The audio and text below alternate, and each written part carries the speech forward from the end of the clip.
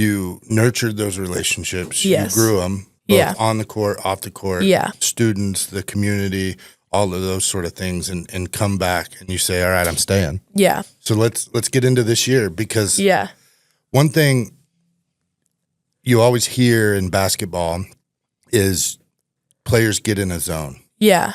And you scored 41 in a game. Yeah. Were you in the zone? Is that a real thing? Absolutely. I think it's talked about a lot, and I took a sports psychology class last semester, so I actually got to like see the psychology side of it, and that is a very real thing.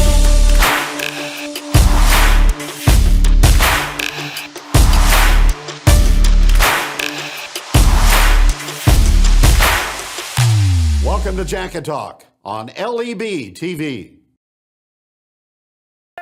How much has your bank paid you? We've paid our Kasasa account holders more than $7 million since 2017. Open an account in minutes to get in on the earnings today.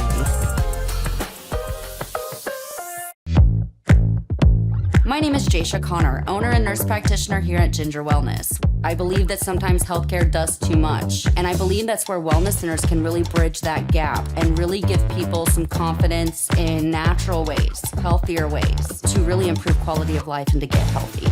We want to feel better and live better lives. It's not about quantity, it's a lot about quality of your life. Ginger Wellness is where I went to get my quality of life back. I'm Ramsey, LEB TV, Jacket Nation Sports, and I get the opportunity today to sit down with Miss Raegan McCowan. Hi, Raegan. Hello, Ramsey. Thanks for having me on today. You're very welcome. We appreciate the opportunity. I know hectic schedule. You're fortunately home a little bit for Thanksgiving. This probably won't air till later in December, but you're home, got some time off. That's a little different from normal, right? Yeah, that's not a normal thing, not a super normal thing in college women's basketball. So I'm very thankful for it, Especially from you guys start practice late September, right?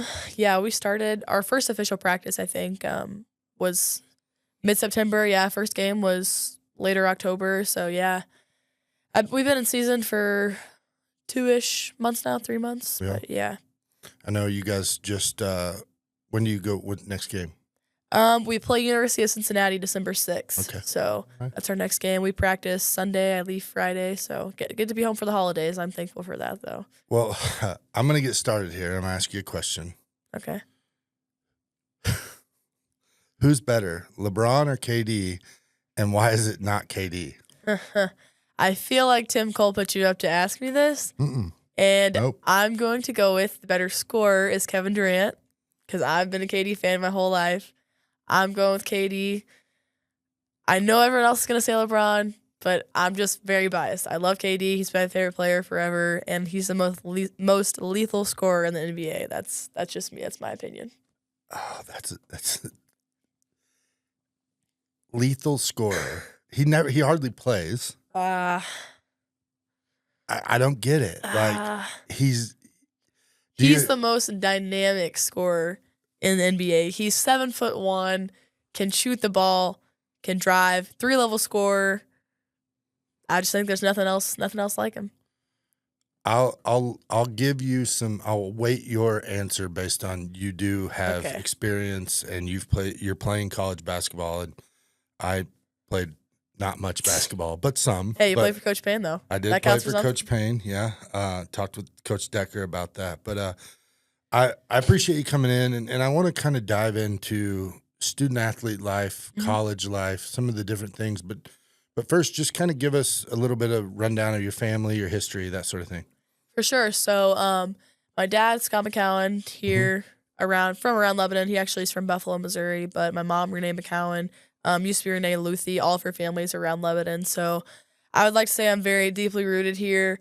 My dad used to coach basketball at Southeast Missouri State. They're also in my conference now, so it's kind of a crazy full circle moment. SEMO there in Cape Girardeau, and then later on, obviously, he moved back here as an insurance agent now. My mom, too, like I said, from Lebanon. I have 5 siblings. I'm the second youngest, So yeah, I come from a big family, always playing sports. I'd like to say I got thrown around by my little brothers growing up, so that's probably what made me so tough nowadays. But yeah, it's a little bit about me and my history. And always basketball. I know other sports, but always Yeah. basketball. I would say I always kind of favored basketball a little bit, just probably because my background, my dad being a coach. But I played softball too. My uncle Jonathan and my cousin Cameron, she was the pitcher for our high school team, and my uncle Jonathan, Luthi, my mom's brother, he coached me all the way up. So I was actually thinking about playing college softball for a little bit. I had some opportunities, but I always knew it was kind of basketball for sure. Why basketball? For me, what I always like to say is with basketball, I feel like you can directly compete. And that's something that I try and take for granted. That's something that I love, just being able to directly compete against a competitor that's right in front of you. With softball, I always felt like there's just like so many things you can't control. Like it's kind of very individual. Like you go up to bat, you're the only person up to bat. You know, it's you versus that pitcher. And if you're a great shortstop, like I played shortstop, if you're a great shortstop and you don't have, say, a good catcher or a good first baseman or a good pitcher, like you can't control that. So I would say with basketball, it's obviously very team oriented, and I just feel like it's a little bit more competitive. So Gotcha. At what age did you start to really feel like the next level was an opportunity? I would kind of always say, honestly, that was a goal of mine. Growing up, we had some pretty rich talent, women's basketball wise, around Lebanon, and I always knew it's what I wanted to do. How to get there. I also had some great guidance on how to get there as well with my dad. You know, previously being a college basketball coach, he knew how to get there and what I needed to do to get there. So he always pushed me to be my best. But I would say really when I started to get serious was probably around like 6th or 7th grade. That's when I started playing like pretty high level travel basketball. Right. So, Well, and you mentioned it, the tradition and the local girls that we've had. yeah. Kelsey, Cameron, Yeah. Alexa, For sure. Jenna. Tell us, I don't think people get a really good understand as a little one when you're watching those players. And so obviously Yeah. you brought them up. So I know For you were sure. sitting there watching and, Oh, yeah. and emulating. So just kind of tell us what that was like. Yeah, for sure. I would say kind of within those girls you've talked about, that team at Lebanon High School with Kelsey, Cam, Jenna, those girls were the girls that I grew up watching basketball. They're the ones who I watched, you know, growing up. That was kind of during like my formative years, I would say, when I really decided like I want to play competitively. All of those girls obviously went on to play college basketball or had a chance to. And then, of course, Alexa Willard, I lived with her at Timmy's. You know, she ended up being my assistant coach at Lebanon for a couple of years. Those are for sure some people that I ended up modeling my game after, you know, ended up taking great advice from. And I would say those people also for sure helped me get to where I am today. Gotcha. So obviously those girls were some mentors. Who are some other mentors or athletes or coaches that you've looked up to? Yeah. Honestly, I would kind of say my dad. He always trained me growing up until I was a teenager. And of course, you know, always you're going to kind of have this Right. with you and your dad with a teenage girl and their dad. But he coached me all the way growing up, and he always knew like what it took. Sometimes I wasn't always the most, I would say, motivated as a little kid or as like a teenager. I would say once I started to grow up, I kind of evolved, and I have this kind of internal motivation now, but I would say it all stemmed from him for sure. Gotcha. So with that being said, and your game is constantly evolving, I know you talked with Kevin last night about the game speeding up or slowing down for you now, whereas freshman year it was pretty, I guess, chaotic and didn't really know right from left or up from down. But who do you emulate or try to play like on the court? You mean NBA wise, WNBA wise, or just anybody? Anybody. I would say right now I love Anthony Edwards' game. Okay, fair. Yeah. I love Ant, man. He's one of my favorite. I try to emulate my explosiveness from him. I would say I try to emulate my 3-level scoring from Kevin Durant, though. So that's probably my big two for sure. Speaking of Ant, I was a little disappointed in starting 5. What'd you think? I liked it a lot. I would say personally, I wish that it would have just been on Ant and just Ant. Right. But yeah, I don't know. I kind of wish it would have followed them a little more personally within the season. Like, I like how it kind of went to their families, went to see, like, you could see, like, the perspective that they have, but I really wish it would have, like, followed them more personally, like, throughout the season. You know what I mean? Right. Like, I think for me, quarterback was so good. see, I And didn't watch quarterback, so I probably came in with, like, no expectation. Right. You definitely came in with, like, high expectation, but I didn't watch that. I'm a big LeBron fan, much Okay. like Timmy. I'm a Yep. bigger Michael Jordan fan, but definitely Me too. Okay, let's just get into that then, because we talked with Coach Toombs about this quite a bit yesterday.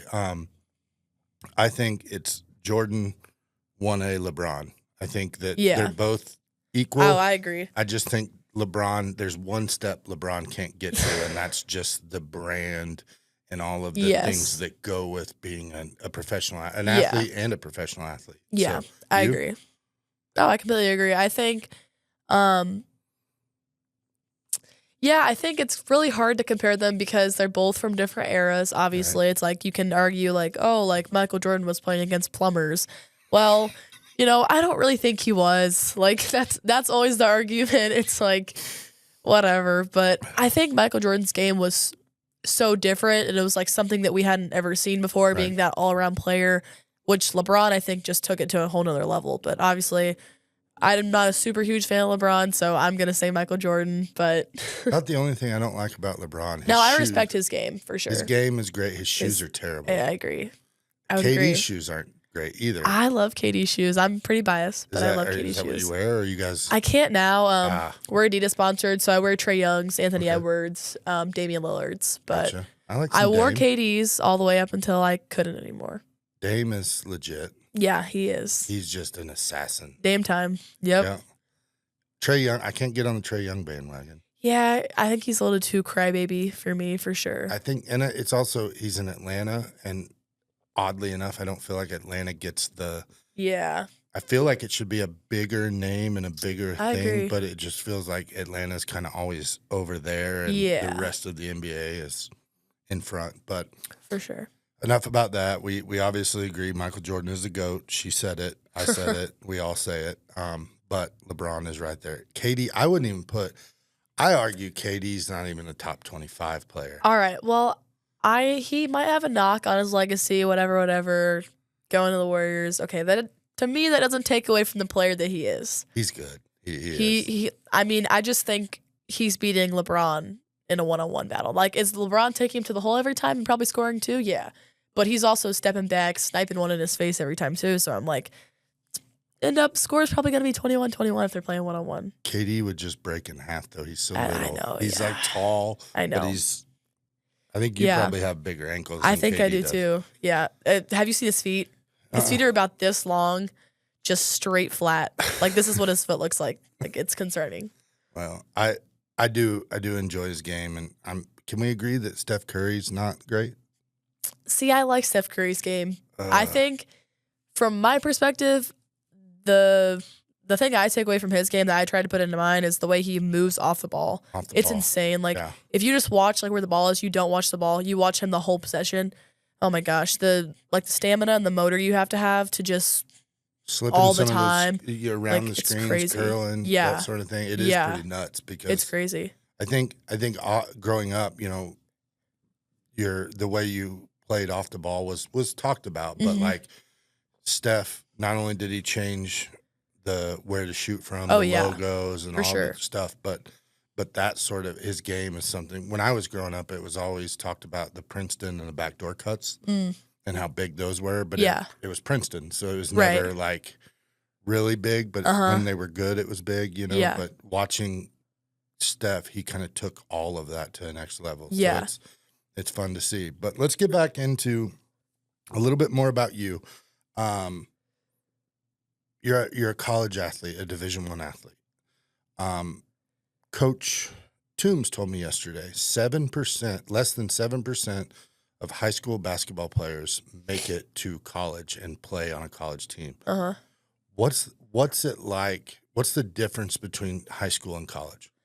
I think the biggest difference, and something that really frustrated me about high school is that when you get into college, everyone wants to be there. That's everyone's goal, So you've got the best of the best all in one setting, and ultimately it propels you to be better every day because you're with the best of the best and you're with everyone who wants to be there in that moment. I think that was my biggest difference from high school for sure. And with that, being in college is changing. Yeah. One big thing that's talked about, NIL and transfer portal. So I want to talk about that because we see in Division I athletes, I'm a gigantic Mizzou fan. Yeah. Luther Burden coming to Mizzou. It was a lot based on NIL. For sure. But then Mizzou loses transfers, they gain transfers. Mizzou's been really big in the transfer portal. Yeah. So you were faced with a decision after your freshman year, right? Yeah. Yeah. Do you want to? I want to No, talk for sure, about it yeah. because I want to understand how you. I applaud you for loyalty, and I heard. I think you told Kevin a little bit about how it made your decision. But what about like how does that work? How does NIL work? Yeah. Let's start there. Starting off with NIL, it was that law that was passed. I believe I was a junior or senior. Within that time, it wasn't like a super kind of big thing, and now it's propelled into what we know it as today. You know, you got people with deals with Nike, deals with Under Armour, you know, car deals, or you know, everything under the sun. It's a law that's been passed that states you can use your name, image, and likeness for yourself, and the school cannot use that without them paying you. And you have a right to use all of that under yourself and make money. Whereas previously, schools were able to use, you know, the athlete's name, image, and likeness for their profit. I think it's awesome. You know, it's student athletes are finally getting the money that they deserve, the light that they deserve. So I think it's an awesome thing. So let's break that down there. You said if school wants to use your face, Yes. you actually have the opportunity Yeah. if it's a jersey or if it Right. were a T-shirt, you know, Yes. if it's printed. So it does right come now back in I that make regard. I make profit off of like now I can't exactly sell my exact like Western Illinois, you know, like with Adidas or with whatever, but I can have jerseys with my name on it, my number, and Western Illinois, and I make the profit off of that for fully now. Whereas previously I wouldn't have got a single dime from that. And what's crazy is it passed, it started, and now it's changing even more. Yeah. And there's talks of trying to scale it back or change how it's done. What are you hearing in those regards? Yeah, I mean, right now it's honestly the Wild Wild West. You've got boosters who are paying kids, and it's legal. You know, you can get recruited to a school, and a booster can pay you $100,000 or X amount of dollars, and you have to do only one. You know, you've got to do something in return for the money for it to be legal. So, I mean, you can do community service, you can do a signing, autograph, you know, meet and greet, or you know, but you have to do something in return for the money. So that's like the legal part of it, but it very much is like the Wild Wild West. And, you know, basically, I don't want to say basically everything's legal because there's lots and lots of little laws when it comes down to using the actual image of your university. But other than that, using your personal image, you can use it for just about anything. Right. How is the school helping you with that? Do you guys have programs, different things? We've had several like third-party agents or organizations come in and talk to us about joining their NIL, like I've heard of like Open Doors. like organization. Yeah. Open Doors is one. We have like this thing called like NIL Club. There's lots of different little opportunities, but I think it's awesome that I think my university for sure is seeing that the doors are being opened and allowing us, you know, to walk through them, and they're helping us, they're pushing us through those doors. But like I said, we've had multiple people come in and talk about the opportunities. They've also talked about it with us, like the legal parts and like how to help us. A lot of things we have to talk to compliance about, you know, so we're not breaking laws. And ultimately it's getting kind of, like I said, it's the Wild Wild West, but also some student athletes are getting their eligibility taken away for breaking these laws, and some universities are getting penalized. As you saw, you know, University of Miami got penalized not too long ago for that booster dinner that they had with, I think it was the Cavender twins, I want to say. But there's lots of little things, and it's definitely something that you have to keep your eyes open for because it can be dangerous too. Mhm. Right. Is it something you pursue and or are you finding that people are coming to you? Is it? No, yeah, it's definitely I think coming back to Western for sure, they made it prominent that they were going to help me out, and they were going to open some doors for me to get NIL opportunities. A lot of other schools, the way they had it set up is they have people to specifically push your brand and grow your brand to be bigger so you can have more NIL opportunities. I will say, like, if there's, like, some specific things I like or want, like, I'll pursue it. But most of the big deals that I've gotten, they've pursued me. That's pretty cool, though. Yeah, So for sure. and it gives you the opportunity. You're I think one thing that's cool to understand is you're pursuing that entrepreneurial business kind Yeah, of thing for that sure. that you're getting real world Oh, yeah. hands-on experience with. Absolutely. So, I know at one point you entered the transfer portal, but I want to Yeah. go back. I want to talk about why Western Illinois. In the beginning, the first time I picked Western Illinois, the big thing about me was their family atmosphere. I know it sounds very cliche, and a lot of people will say that, but this place was very different from every other place I had visited. I kind of had to look past, the small things that some people might go and look and be like, oh, I'm not going there because of that. Like, sometimes you got to look over the facilities and the location and to get to the good part. And I think really that's what I did. My coaching staff at Western, they're really like a second family to me. They care about who I am as a person before a basketball player. And I think now more than ever, you're seeing in D1 athletics that, you're just a number to coaches. And if you're not performing or you're not giving them what they want, then see ya, So I think that was the biggest thing for me at Western Illinois. The other thing is I fit in really good with the girls there. A lot of the girls are just like me, small town, normal people. So I think that was a big deal as well. How big is Western Illinois as far as students, campus, the town? Yeah, the town is about 20,000, so it's not really that much bigger than Lebanon. Our enrollment, I believe, is 10,000, so it's a smaller-ish D1 university, but I like it a lot for sure. Well, it's got to be pretty cool to have some familiarities, meaning Yeah. that smaller town feel. Yes, for sure. What are some of the things in high school basketball and practices and preparation kind of prepared you for high school or college basketball? I will say one thing that high school prepared me for college was, I don't know, that's a good question. Having a lot on your plate, I think that's a lot what high school prepared me for. I know, like, in high school, I had, like, a very big role to play on my team, whereas in college, you kind of get that taken off of you a little bit. But it kind of builds up as well in college when you've got, your schoolwork, your social life, your obviously basketball, lifting, there's lots of things. So I think your role is different, but your plate is still just as full, I think, for me as it was in high school. So that's something that prepared me. Gotcha. So as you play your freshman year, things go well. Yeah. Obviously, probably some of the goals you had weren't achieved, but overall, pretty good freshman year. Yeah. Get done with freshman year, opportunity to transfer happens. Mhm. So what was your motivation to at least test the portal? I guess is the right way to say it. I think I had seen what the portal had done for other people.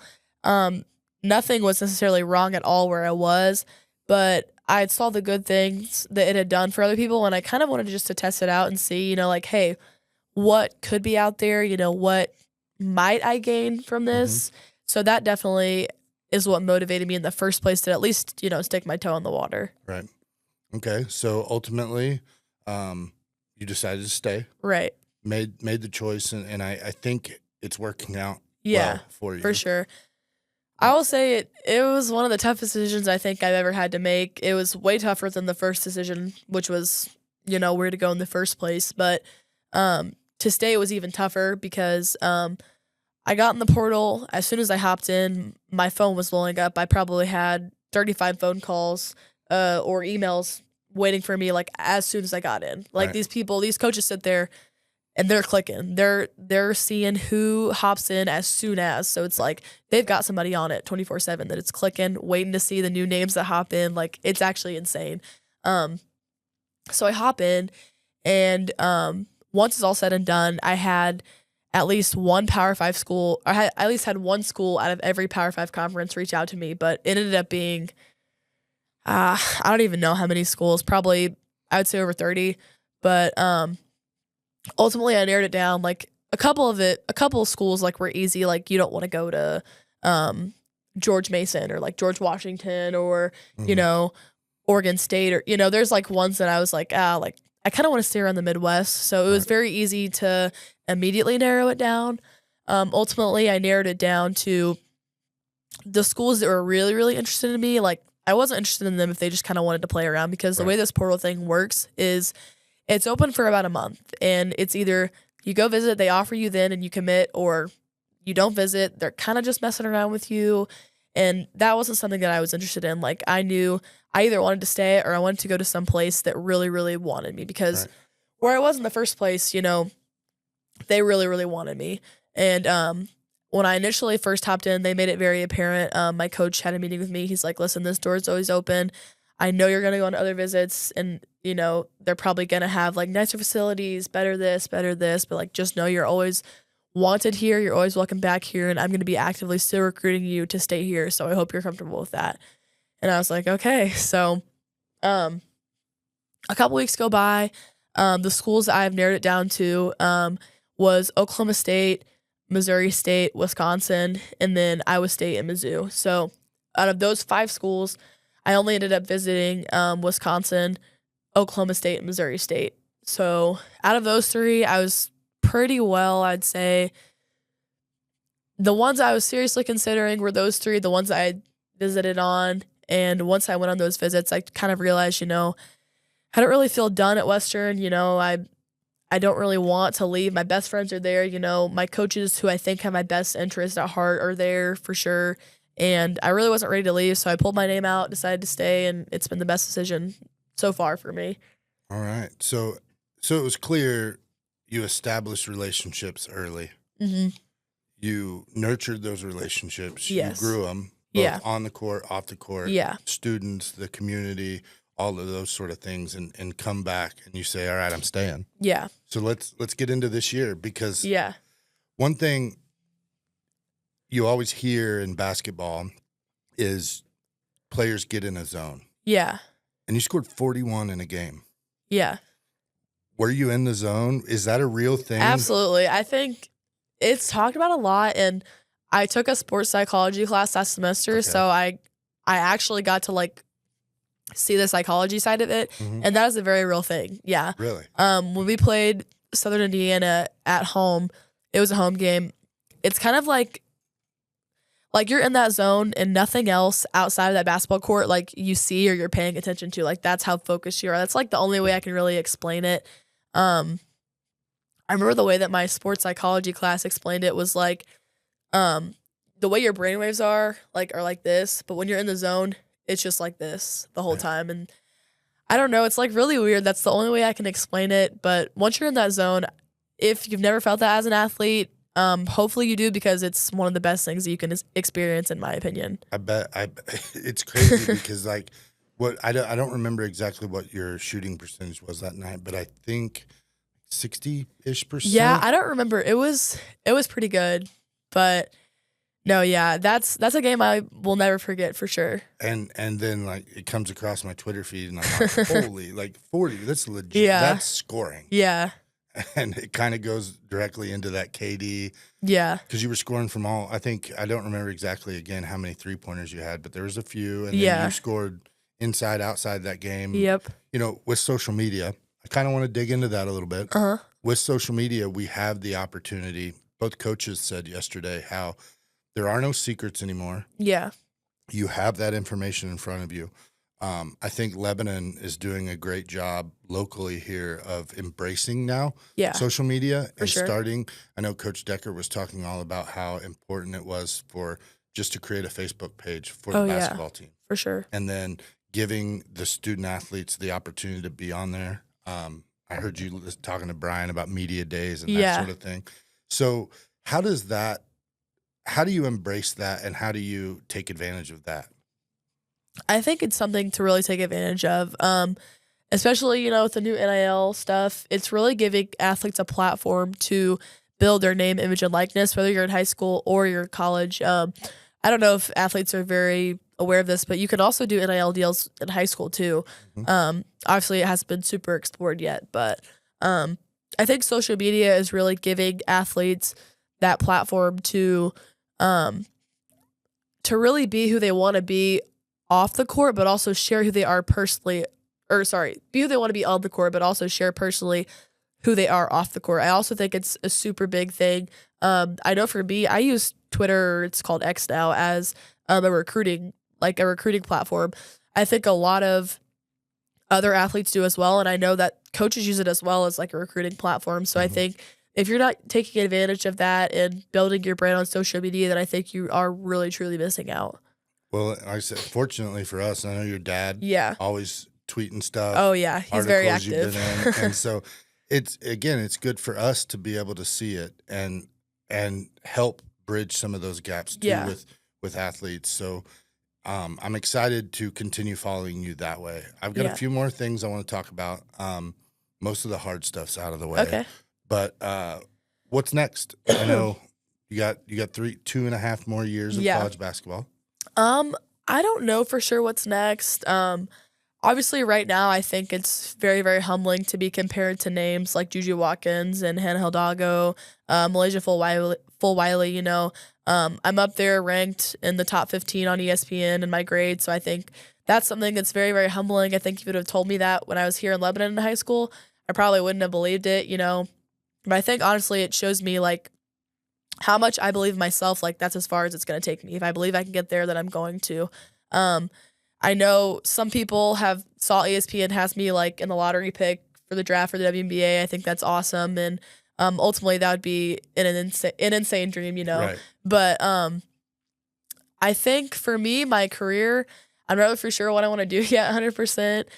Ball wise, really just see what opportunities are in front of me. If I want to take them. If not, maybe go a different direction. But I'm not really for sure. It's kind of up in the air. What is that like? So you're. I mean, I don't know that we put into perspective, like you're one step away from the Caitlin Clarks, right? The Diana Taurasi's, like all of that stuff, and we are seeing with NIL and with success from players like Caitlin Clark, Angel Reese, like girls basketball, ladies basketball is on a rocket ship, and how are you taking advantage of that? Like, if that makes sense. Oh, because, for sure. Because you can't, we're seeing hopefully some WNBA action in Missouri. Yeah. There's talks hopefully. of that. That'd be awesome. But you want to ride the wave as long as you can, right? Absolutely. Yeah. I've had some agents reach out to me already about, playing professionally. Aside from that, though, I think really where we are right now in women's basketball, I think, obviously we're on a super big high. You saw last year the NCAA, the women's game had more viewers than the men's game. I think nobody would have expected that if you would have, told them that in previous past years. But I think honestly right now, as a young girl taking advantage of the platform that the sport has right now, I think you've got to hop on the wave, whether you're a viewer, you're a player, you're within the sport. I think hopping onto it, it's just only going to continue to take off. So I think for me, building my brand and growing it, I think it's made it easier than ever since, women's basketball is taking off. How are you seeing it change in Macomb? In Macomb, I would say, they call me Macomb's Caitlin Clark up there, okay. But I think for me, I have a brand deal up there with Pepsi for sure. So like I'm kind of the face of Pepsi up there as well, and the bubbler drinks that they have. So I think a lot. I'm obviously associated, with the university, with the basketball, but outside of that, I think it's cool that people get to see me outside of basketball and kind of some other deals I have, because they get to see the real me. I would say, I go to schools. I've given away free tickets to our games, little stuff like that. I think this game and the platform that it has, it's only giving young girls like me and other people platforms to show who they truly are. Well, it's got to be pretty cool attendance, I'm sure. For sure. Yeah, up. We broke the attendance record in Western Hall last I want to say last Friday, 2 Fridays ago, we played Mizzou. So I Mizzou think came to town? that was awesome. Yeah, that was an insane game for us. Obviously, I'm upset we didn't win it, but we Okay. played good for 3 quarters. So this is something I've always been curious about, and you mentioned earlier. So Yeah. you enter transfer portal, Mizzou comes calling. Yeah. What was it like, that side of it? Like going back and, I mean, because you probably, Yeah. you developed a relationship or two with sure. Mizzou. Oh, for through, sure. Through that process. Mhm. And what was that like? It was honestly very humbling. So the assistant coach at Mizzou, he was with my AAU program before he took that job at Mizzou. So I already had a previous relationship with him. I would say, obviously with Kelsey going to Mizzou, you know, I would never say I really had a dream school growing up. I kind of just knew I always wanted to play like D1, but I never had a dream school. I would say just being an in-state kid and getting that call from them, it was super awesome. I think what was even awesomer was being like I want to stay, you know. Right. So, but I guess let me reframe that a little bit. We don't hear coaches talk about that. So Yeah. coaches go out and recruit, Mhm. let's say 100 kids. Oh yeah.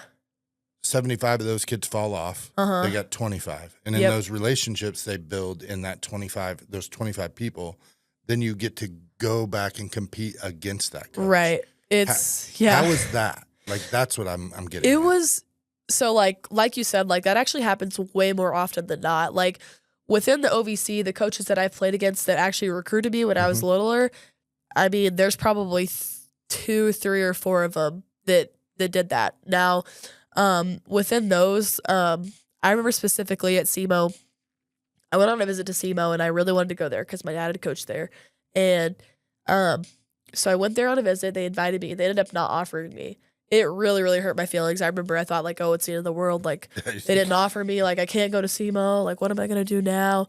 Well, end up playing them. I go off. We beat them. And it was the best feeling in the world. I will say like just kind of getting your get back at those people who doubted you.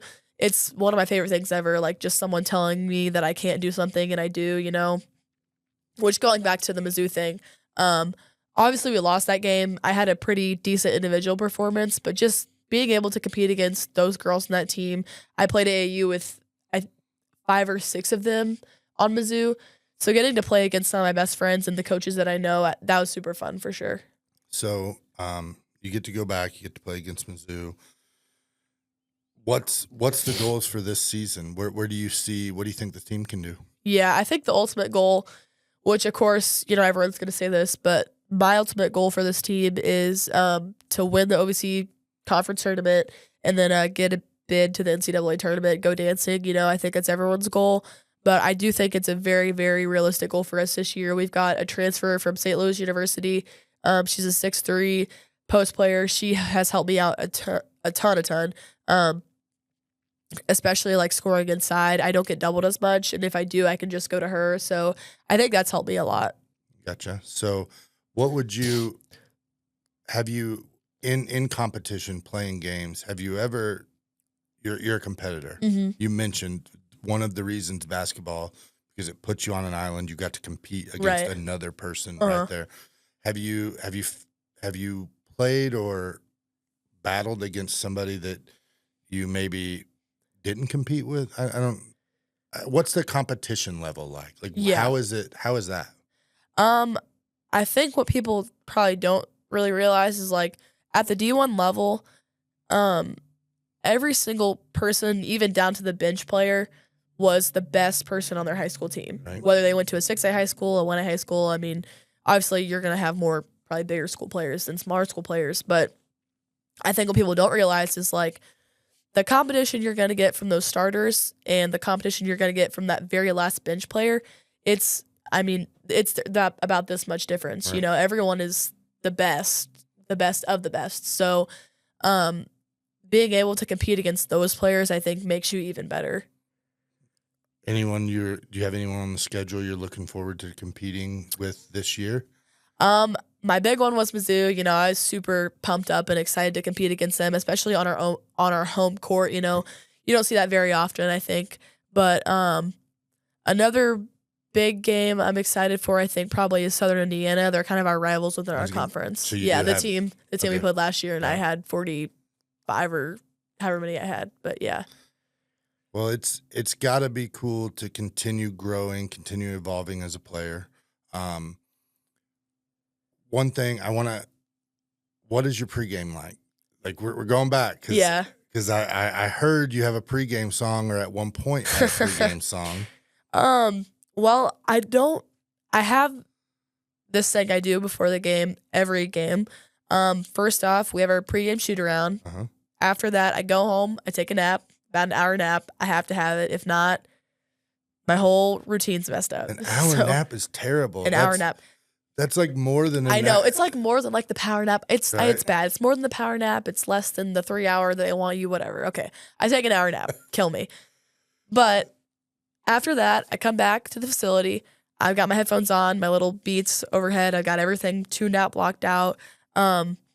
I think you're talking about Stir Fry by Migos, which is my pregame song. My college asked me last year what my favorite pregame song was. That's not the one I was talking about. What were you talking about? Megan Thee Stallion? See, I do love Megan Thee Stallion too. And Timmy probably told you that. Yeah. I'm a huge Megan Thee Stallion fan as well. Okay. So I'm either listening to Migos, Megan Thee Stallion, Big X The Plug, who else?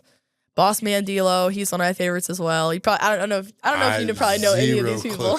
Zero. But those are my go-to pregame people. After that, I go in the training room, get my ankles taped. I lay on the table, I meditate a little bit, turn my music off. I just sit, think. I think visualization is a really big key. I don't think enough athletes use that. So when I'm meditating, I sit and I visualize myself, making moves on people, playing good defense, getting a block, getting a steal. I sit there and actually visualize myself doing that because I believe it will come true if you do visualize it in your mind. So then I do that. I go back out, get dressed, get ready, go warm up, and that's my pregame every time. So How many shots do you think you take pregame? Because I hear some players have like a set number of shots. Yeah. Or you see the Wes Curry type thing where he does some trick shot usually before a game. Do you have like a rotation? Or? Yeah, I do. My pregame shots, I always start mid-range, stationary. So like I'll make a shot in every single spot. So like I'll take a little step, make one, go all the way around. Then I go to threes, make one all the way around, and then hit 2 free throws, and that's pretty much it. Gotcha. We have, of course, our team warm-ups too, but that's my individual one. Gotcha. Yeah. Well, it's been pretty cool to kind of dive in a little bit different, talk about some stuff that it's hard to put out there, and it's important that coaches and parents and young athletes too, because there's kids walking around in Lebanon. They don't necessarily know your name maybe, but they point and they understand who you are. There's opportunities to continue growing that, and I think it's really cool to have the opportunity to sit down and kind of relate back and talk about those stories. So I got a few more, because what I'm gonna do is I'm gonna put a little teaser out about this, but you've already mentioned music, but what's your favorite song? One song on repeat all day long, nothing else. I think you got to pick a genre for me. No, that's not how this works. Okay. One song, repeat. Can I pull up my Spotify? Or has it got to be straight off the dome? Straight off the dome. One song that you could listen to and not like, okay, cool, you could get there. All right. Is it fast or slow? I don't know. I'm trying to think of one. I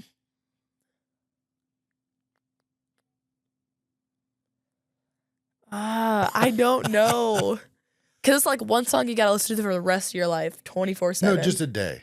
Just for one day. You got one song you have to put on repeat all day long, and then when you wake up the next morning, it's done. You don't have to listen to it again for a while. Right now, I would say the song is probably... I'm going to go Levels by Big X The Plug. That's my song right now. Big X The Plug. Yeah. Okay. I know that probably means nothing to you, but...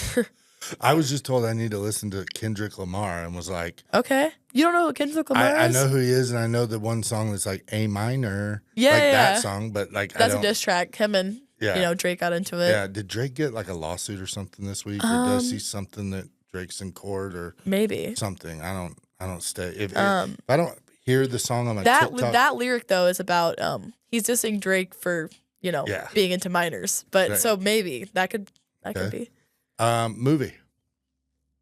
My go-to all-time favorite movie, I think, is probably going to be Love and Basketball. Of course, that's Okay, good one. Good typical because I'm a basketball player, but I love Love and Basketball. one. All right. Give me a quote. Something you got written quote. down somewhere. A quote that I think I lived by from probably since I was 10 years old is a quote by Kevin Durant. Hard work beats talent when talent fails to work hard. So that's one of my It's a good one of my quote. all-time favorites. All right. Christmas dinner. Ooh, What's the best Christmas thing? dinner. My go-to is ham instead of turkey, Okay, fair. We can agree there. mashed potatoes, macaroni and cheese, and my staple side is cream corn. Not terrible.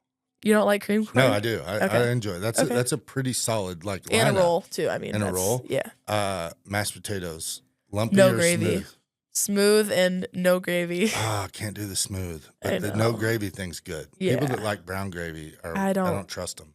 I don't mess with. I like brown gravy on my turkey, but just not on the mashed potatoes. Yeah. I want the potatoes. Like that's good for me. All right. Well, I think this was fun. This Yeah, was I agree. different. I hope we talked about some things you hadn't had a chance to talk about. Mm-hmm. Who let's get one more something we can end on. Basketball player Yeah. right now, if you had to choose, you're drafting Bucher, Angel Reese, or Caitlin Clark. If you were if WNBA comes to St. Louis, I think it's easy. I'm going Caitlin Clark all day. why? She's the best all around player. I mean, out of those three, I think she's like a mix of Steph Curry and I don't know. Everyone says she's female Steph Curry, but I think she's a good mix of like Steph Curry and maybe I'd give it a little bit Luka Doncic, the way his step back game is, I would say. Right. But no, I'm going Caitlin Clark. She's got the most swag, the most aura. That's a very popular word being Right. used. I don't know if you know what aura is. I do. Okay, there we go. It's there one we of go. those electronic rings you can buy, right? No. I mean, yeah, but It is that. she has the most aura, so I'm gonna go Caitlin Clark. She doesn't get credit for the her passing game. Oh, I completely agree. Like people just are like, well, she takes too many shots, or she turned, and it's No, like she drops dimes. I think she didn't have the people to drop dimes to at Iowa. Now And- she's in the WEA. Like she's truly dropping dimes. Yeah. right? Do you think how much has a player like Caitlin Clark changed the game, or an Angel Reese? Because Angel Yeah. Reese, there was that big battle. Oh, for at sure. Who's MVP or Rookie of the Year? Yeah. But Angel Reese is that player that she's that Dennis Rodman style, Oh yeah. but better offensively. for sure. She's not KD offensively, Yeah. but she is a legit offensive threat Mm-hmm. as well. But she does the dirty stuff. I think that argument was not legit, like comparing the Caitlin Clark and Angel Reese for Rookie of the Year. I think for me, it was an obvious pick, Caitlin Clark, because she had way more impact on her team. Like taking away from the whole fact, the impact that she had on women's basketball, I think she impacted the game more than Caitlin Clark did, and that's what it is. That's what it comes down to. And she had way better stats, way better numbers, and those are undeniable. But a person like Caitlin Clark, what she's done for the game of women's basketball, I think really it gives almost the perfect model of what every little girl I think wants to be when they get to college. Like she's a great person. She has an awesome image. I think she keeps her image very clean, very professional, and I think it's been a great model for other student athletes to look at for NIL. Okay, so I'm going to ask you a question. I'm probably going to butcher how I asked this, but I want your opinion. Okay. So when we look back at basketball and we talk about the NBA in the late 90s, Yeah. early 90s, everybody talks about it's more physical. and Yeah. Players are teammates and that sort of thing. Uh-huh. Well, I don't think what gets enough credit in that is, and you mentioned it, you guys, these groups of players are playing together Mm-hmm. on a team Yeah. from 7th, 8th grade, Yeah. you're traveling. And so it's not that the competitiveness isn't there. It's just now we see it on social media. If Yes. you like if your arch rival you're probably not. Yeah. You know what I'm saying? Oh, for sure. So what is that like? Because I feel like people don't push that enough to where it's like, well, they're nice, or you see LeBron and KD at the end of a game, like they're buddies. Yeah. But they're also competitors, and For it's sure. okay. Yeah. I think, too, a big thing that what people don't understand is social media, you're going to be showing the best of whatever, the best of your game. No one ever posts lowlights of your game, you know? Right. You see the highlights. You see them hugging after the game. But you don't see them cussing each other out on the block or getting into a fist fight before that. You know what I Right. mean? I think that's a big thing that social media has also done on the flip side, on the negative side maybe, you know? Gave people, I think, an unrealistic perception of that. Whereas, you know, basketball is always competitive and you're going to have friends within the game. I think when you step in between those lines, I think some people say they become a different person, you know? And I think, honestly, that's how professionals treat it. Like KD and LeBron, you'll see them step onto the court in between those lines, be ultimate competitors, not be friends. And then it's so easy to where they can step off and turn it off. I think some people also, you know, can't do that. They don't have the luxury of being able to put, you know, their differences aside. But back to the social media thing, I think it really shows just like the best of, Right. which can be a positive and a negative thing for sure. Well, it's kind of cool to break. It's really cool actually to be able to talk basketball, but also talk about how these things are impacting your life. And, Yeah. and hopefully we've got a little girl out there watching. You Yeah. know, Coach Decker's a girl dad. I'm a girl dad. For sure. Timmy's a girl dad, and seeing these opportunities and what's happening in women's sports is pretty incredible. And we're excited to watch you play and look forward to what's next and what's to come. So Yeah. for thank sure. you very much. Of course. Thanks for having me on today. Yep. Happy Thanksgiving Yes. and Merry Christmas and Happy New Year. And we'll be Selection Sunday. We'll be seeing the Western Illinois Oh, team man. pop up there. Maybe. It'll be awesome. Hopefully. All right. Well, thank you very much. Of course. Thank you. You shouldn't have to give up the hometown bank experience to enjoy modern convenience. Just check our Google reviews about our in-person, online, and mobile banking experiences. Open an account in minutes today.